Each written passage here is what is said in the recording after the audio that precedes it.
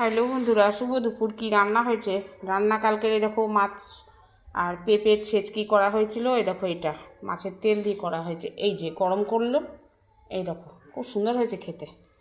আর হয়েছে দেখো কালকেরই সব মাছ চচ্চড়ি থেকে গেছে, আমি খাইনি। এই দেখো ছোটো মাছের চচ্চড়ি, আর এই দেখো মাছের মাথার কালিয়া থেকে গেছিলো, সব গরম করা হলো, গরম ভাত হলো।